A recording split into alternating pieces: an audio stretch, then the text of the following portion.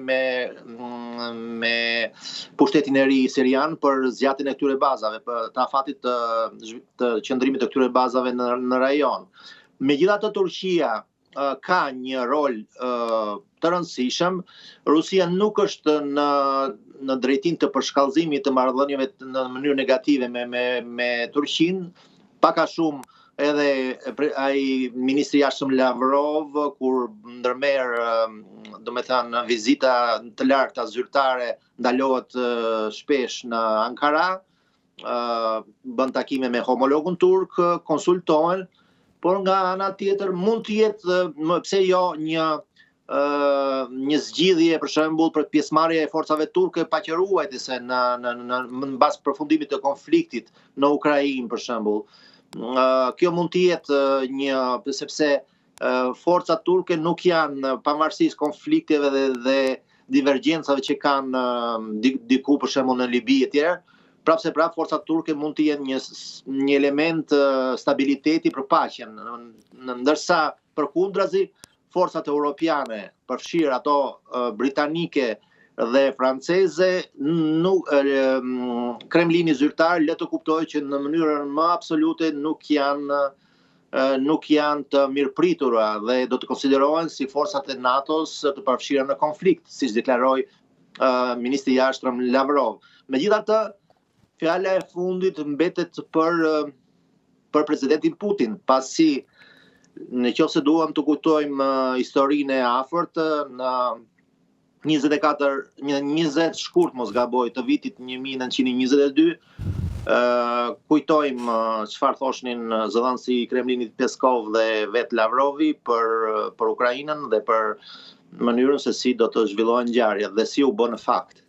Prandaj shumë varet nga deklaratat dhe nga dëshira e Putinit për t'i dhënë fund konfliktit. Dëshira është vërtet për t'i dhënë fund konfliktit, por Putini le të kuptojë që ai nuk do të merret tërhiqet përfundësh dhe nuk do të gënjehet si herë tjetër për të arritur paqen e vërtet. Dhe në këtë radhë ama ka një ndryshim, sepse nga pala amerikane është presidenti Trump, të cilit Putini i beson. Po, por në fund ditës ai nuk është aq i butë, kam përshtypjen dhe ai edhe aq pa një strategji nga pas saç duket në mënyrën se si sillet. Se si sillet butësisht them. Veprimet edhe vendimet e tij nuk janë aq të buta për Trumpin, presidentin Trump, po them. Për presidentin Trump janë pothuajse ideale, domethënë edhe kur Trumpi tregon që po bën sikur po merr disa sanksione ndaj Rusisë e tjerë, presidenti Putin dhe në përgjithësi pala ruse, them për ata zyrtarë, nuk kanë deklaruar asnjë gjë negative për presidentin Trump deri në këtë moment. Domethënë vetëm e kanë lavdëruar politikën e tij dhe nuk e kanë prekur as historitë vetëm kanë bërë shpoti me europianët më tepër. Për shembull me Danimarkën, kur zëdhënësja e ministrisë jashtme ruse Maria Zakharova ka deklaruar që Danimarka që po i ndihmon kaq shumë Ukrainën, me çfarë do ta mbrojë Grenlandën pastaj.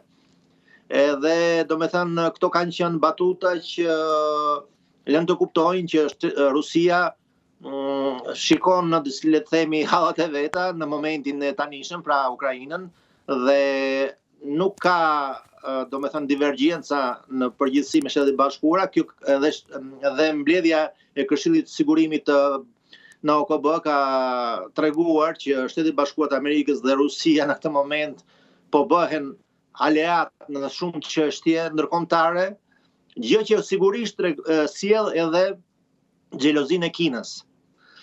Kjo është sigurisht një drejtim, një kah shumë interesant i zhvillimeve ndërkombëtare dhe një nga qëllimet kryesore të administratës së Trumpit për ta tërhequr Rusinë nga ai kah që kanë shtyr në të shkuarën komplet perëndimi, pra shtyrjen e Rusisë në drejtim të Kinës, dhe marrëdhëniet e Rusisë me Kinën tashti janë shumë të ngrohta, shumë frytëdhënëse. Megjithatë, duhet kuptuar që në politikën ndërkombëtare nuk ka aleat, ka vetëm interesa.